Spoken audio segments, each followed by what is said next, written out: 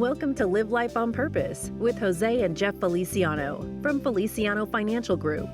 In this podcast, brothers and certified financial planner professionals, Jose and Jeff, explain that money is just a tool to achieve the things you want in life, a tool to make the decision to live life on purpose. They draw from years of experience to demonstrate that when your money aligns with your goals, you can live a purposeful life. Because when your vision is clear, your decision is easy. Hello and welcome to Live Life on Purpose with Jose and Jeff Feliciano. Gentlemen, how are you today? Fantastic. Unbelievable. Thank you. All right. Well, I know that I'm pretty excited. I mean, this is a topic that I know my friends and I have talked about, and we're in that 45 to 50 range, all of us.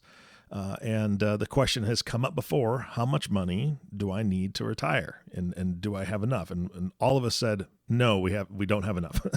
Right now, we definitely don't have enough, but we don't even know what that looks like. How much money do we need? And I know that you guys get this question all the time. So you're going to talk about it today on today's podcast, right? Yeah, so it's we want to plan well for the future, and sometimes it's a tough thing to do because life changes.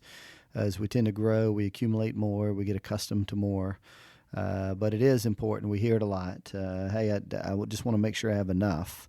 And, in order to get there, you just have to think certain things through. You got to project into the future and come up with a plan to make sure that whatever steps you're taking today, that it puts you closer to being on track for the type of tomorrow or what kind of retirement income that you're expecting.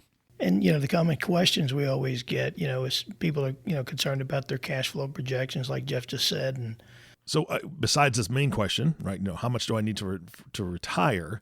There's obviously got to be other questions within that. So what other questions are you guys getting? I would say for me, I get a lot of questions about Social Security. What do I do with Social Security? Should I take it at 62? Should I take it at 67? Should I take it now? And, when should I claim it? What happens if I pass away? What happens if my spouse passes away? How Social Security works? But those are the common questions that I'm often asked. So how do you answer that? Well, I mean, it depends. It depends on what their cash flow is. It depends what their goals and what they're trying to accomplish. Of course, when do they plan to retire? What do they expect the inflation rate to be between now and the time that they retire? A lot of questions lead to other questions. I mean, they plan on going to a smaller house in the future or move to a bigger home.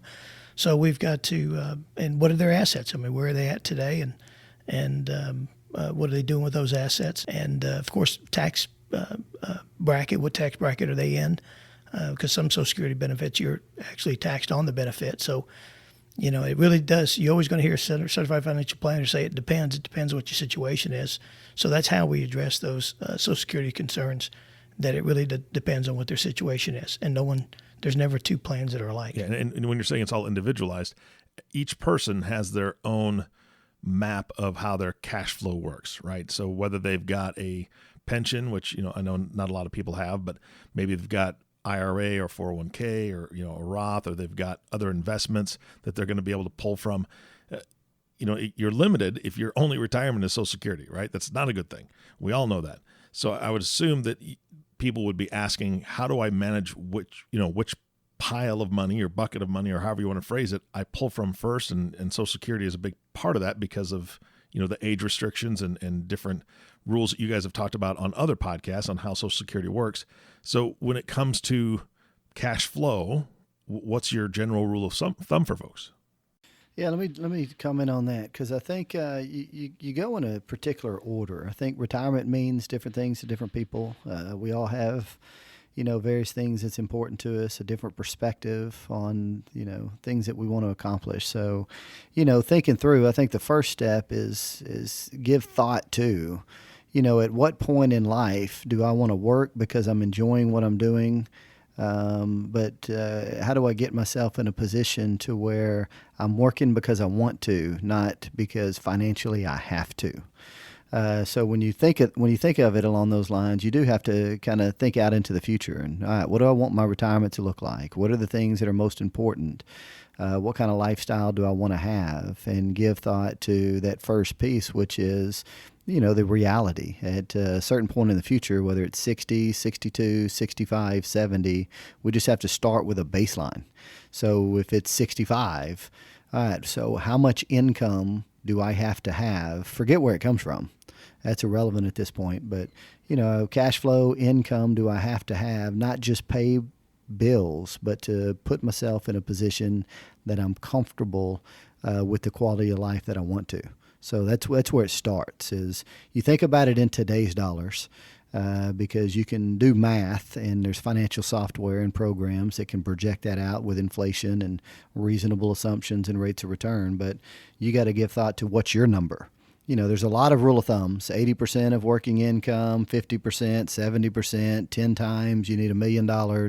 At the end of the day, the easiest way to look at it is, if I'm living like I'm living now, how much income do I need on a consistent basis to pay bills and take care of the things that are important to me? And then from there, you can make your adjustments. You can back out the mortgage if it's paid for. Hopefully kids are grown up and gone. You can back their expenses out. There may be a few expenses that you can back out that maybe you won't have at that time, to get to more of what your number is. Rule of thumbs are great, but at the end of the day, your number is your number. So it's important for you to calculate that. And, we find the best way is starting with your spending habits now and what that looks like. Because then at the end of the day, you're going to decide, or have to make a decision: is it realistic? Is it not? Do I have to save more? Do I not? Do I have to work longer? Do I not? But that's kind of where it starts. And I would add right there, maybe the bottom line of three conclusions is: do I need to save more? Do I need to earn more on the assets that I have? Or do I need to spend less in retirement? So, or am I in good shape? So that's what people just really want to know, is where they're at based on what they're trying to accomplish. And then I think it's an ultimate peace of mind. Yeah, I think that most people approach it like this: I want to make sure that I have a roof over my head. I want food on the table. I want the everything to be in good working order. And I want to be healthy, right? And I want to have enough to be able to go to the doctor and go to the dentist and take care of my vision and all that jazz. That's the bottom line retirement, right? I mean, that is I want to make sure that everything's good. If I don't have money to go out to the movies and go out to eat and go on vacations, fine. Give me a deck of cards. I'm okay, right? At least I'm okay. And then from there, that's when they start thinking about lifestyle stuff. What would I like to be able to do? I'd like to be able to travel. And I know that we've talked about on this podcast before that I think it's the slow go, no go, or go, slow go, and no go year, something like that, I think is what you said. And it's that first part of retirement. You want to be able to spend that time traveling and doing the things that your body will allow you to do. And I think that's where people kind of limit their dreaming and their thoughts about what you could possibly have in retirement, and just really try to focus on, the minimal. How do you get people to expand their vision and say, you can do so much more and have more fun, or spend more time with family, or like you said, legacy planning. You could do more for your family. Yeah. So I think that's a great point. And I think that's probably a better reality of breaking them into two. There's a certain level of income that has to come in for all of us to pay basic bills, insurance, food, shelter, just the stuff that it takes just to live, right? But there's the other part, which is why some of us work so hard. We work hard, we work extra, we save more because, at some point we want to do things. We want to see the world. We want to travel. We want to experience our kids and grandkids and, whatever the situation is. And so people see things, number one, they see them different. And number two, they're accustomed to different lifestyles. So whatever fits you. But I do like the idea of separating the two. What does it take to take basic bills, live a good life, be very comfortable? And then what is that extra of the second home or the vacation home, or I want to spend an extra 10, 20, 30,000 a year traveling. I want the whole family and extended family to go on a big vacation once or twice a year. So it's if you think of them in two different parts, then obviously you'd run your planning assumptions on what it takes today to live and last until you're 80, 85, 90, whatever you're using for mortality. And then number two If I need that extra 20, 30, 40, 50,000 a year, then maybe I look at it, all right, from 65 to maybe 80 or 85. I want this extra because you're right. You're in the best health of your life now. And usually when people get in their 80s, 85, 90s, they don't go and travel and do the things that they did when they were 50 and 60. It could be health reasons. It could be they just don't care anymore, or they just rather sit around and, spend time with family and babysit the grandkids and live that kind of life. But just too important not to think it through. When going back, kind of like the hierarchy of needs, people, normally when you say, okay, what's important about money to you, like Jeff just said, it could be travel, it could be a sense of security. And of course, security means different things to different people. But then once they have all that baseline covered, then what? If you're in that position, then what? Usually it's always the next level always goes to helping others, serving others, helping family, having an impact on the community and things that are really important to them about serving others. And then I always like to ask, hey, let's say you're at that place, what's important about helping others to you personally? Well, it's my purpose in life, and it's living life on purpose. It's my God calling to do that, and whatever, those, I call it nirvana. So when you're at that place, I think that's the ultimate peace of mind. But it's going through a process of getting people to discover for themselves what they're trying to accomplish and what that picture looks like. And then normally when they're there at that place and they know they're there or they're heading there based on all the actions that are taken, then it's about serving others. And you don't have to be wealthy to serve others. It could be time, it could be money, it could be, serving and helping church. But it seems like as far as human nature goes, you want to be able to help others, and it makes you feel good. And I think it's important to align those values up. Okay, so let's talk about protection a little bit, because I think that as far as retirement, you can have this picture. Of course, you see pictures on the TV of all these companies showing, two people walking down the beach hand in hand in perfectly white clothes with a sailboat out there, which is just BS, because we know that you don't wear white clothes on the beach. They get dirty really quickly. Anyway, but that's the dream that they're selling you, right? And only in pictures. Yeah, that's right. Because they can cut and retake and do wardrobe change.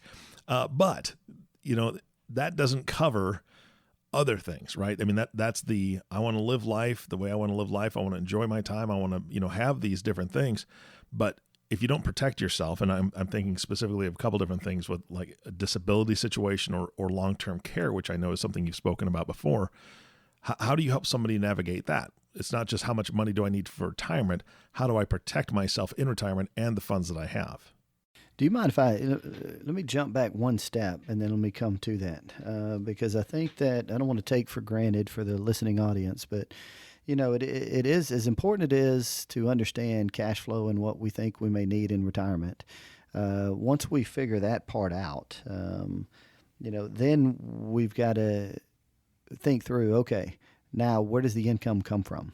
Like Jose mentioned and you had mentioned earlier, right? Some of it's going to come from Social Security. Some of it may come from teachers' retirement or ERS or pension plans or whatever the case may be. But what we've got to get to is we've got to get to a determination of, all right, how much income do we need with reasonable assumptions and so forth? Where does the income come from? And is there a gap or not? If we're short, are we on track? Are we over track? Are we using worst case scenarios with interest rates and inflation rates? But you got to get to that point, because then we've got to decide, all right, if we're not on track, well, what do we need to do differently today in order to be on track? What do we need to save a month, a quarter, a year? And then take a look at, all right, if that's the case, then what's available through work? What's available under the tax law? If I do need to save an extra $2,000, $3,000, $4,000 a month, what type of vehicles do I use in order to bridge the gap between the two? So I just wanted to stress that real quick, because one, yes, let's determine our number, but then we've got to really figure out, are we on track or not, and make the appropriate adjustments, the sacrifices today in order to bridge tomorrow. I was going to say that on top of that, the answer to your question, what are the risks involved? Well, it depends what age you are, but who's to say you're going to be here next year? So, what are the risks? You can require some type of assisted living facility, adult daycare, nursing home, home health care. You can become disabled. You can have a health issue and have long-term care of some sort. So those are the risks that's involved. And I think that either shifting that risk or you can self-absorb that risk. Either way, but those are things that people think about. What if something happens to me?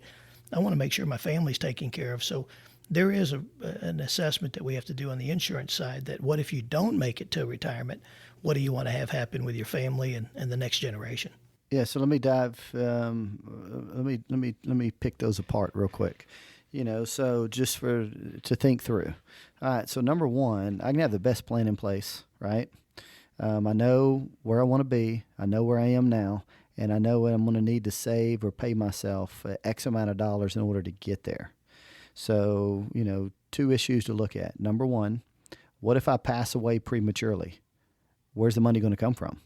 So that's fine. I'm not here. But how does my wife now or my husband, where does the money come from in order for them to save for the future and have an adequate retirement? So you got to look at that and what type of impact that has on the people around you. Number two is, what if I do have a stroke or a heart attack or I'm in a car accident and I get disabled and I can't work? I haven't passed away, but I can't work. So obviously I can't save the kind of money that I was. So I need to take a hard look at that. And if that were to happen, all right, do I buy some disability insurance? Where would the money come from? And I got to figure out how to address that. But those things are two real scenarios that'll prohibit you, from being on track, is the inability to earn an income. I think one of the things that we talk about quite a bit is, all right, even if I am retired, I'm within 3 to 5 years of retirement or whatever the case may be, what are the biggest risks that I have of derailing my retirement? Obviously, one is stock market risk. What if the market dropped like it did in, March of last year or 2015, 16 or 11 or 08, 09? And the market drops 10, 20, 30%. Am I diversified like I thought I was? So may have to look at my portfolio design and see what adjustments and stress test it and make sure that I can sustain some kind of a blow early on. So there's a big risk. The second would be, what if me or my wife needed care and we had to go into a nursing home and spend $30,000, $40,000, $50,000 a year to help provide care? Where does that money come from?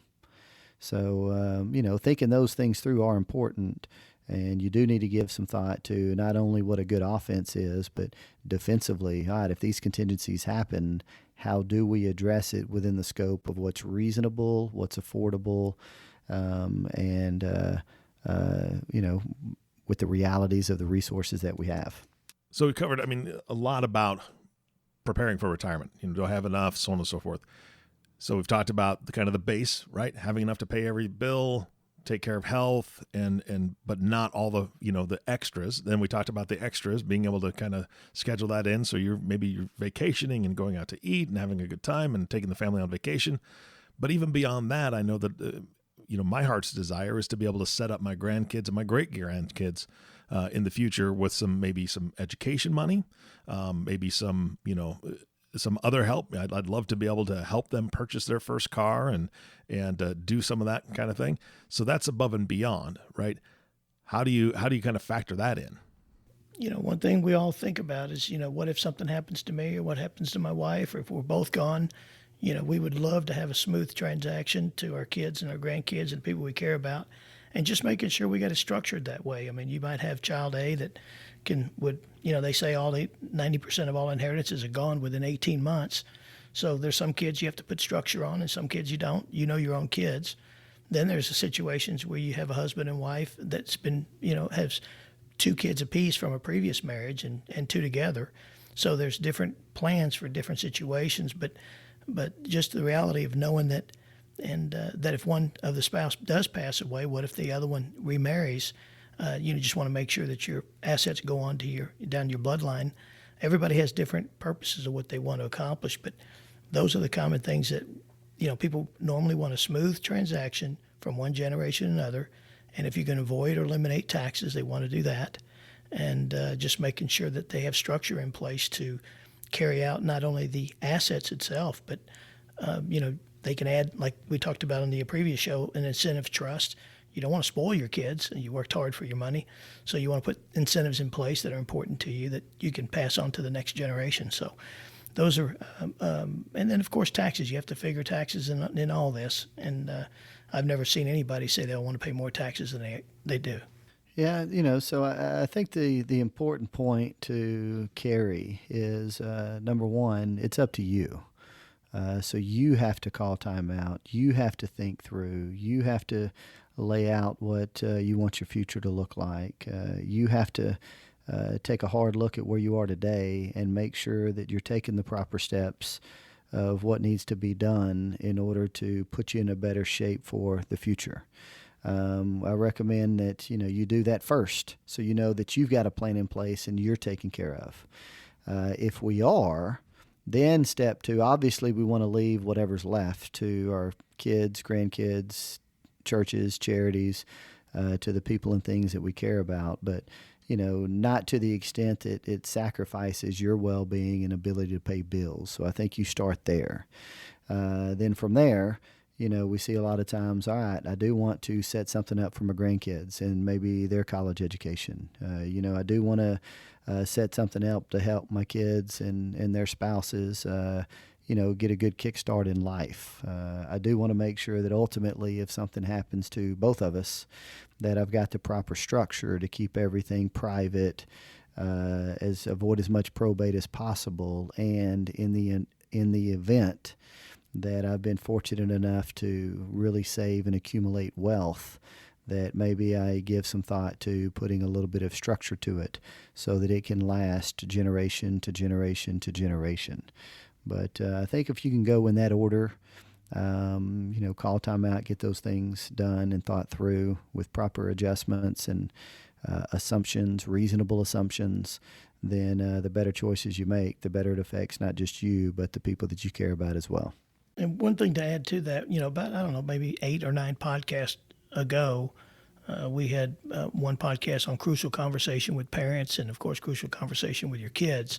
So you may want to go back to that if you really want to make it a family issue and let everybody know what your vision is. And I think communication is the key to everything. So, go back to those podcasts and hear those out if you have challenges talking to family members. Yeah, I think communication is the key. You guys have said it before, and I agree 100%. And that's why I love what you do with this podcast. I mean, this is your way of communicating a lot of thoughts, a lot of ideas, and a lot of wisdom to your audience. So I want to thank you for that. As we draw to a close today, do you have any closing thoughts? I do. We had a situation today, we have them quite often, that, there's different family dynamics, right? Especially with the older generation, it's not uncommon that the man takes care of most of the finances. Some families, it's the woman that takes care of the finances and is more detail-oriented. But whatever your family dynamics are, we see all too often that you may have one of the spouses feels real good. They got a good grip on where everything is, where it comes from, and so forth.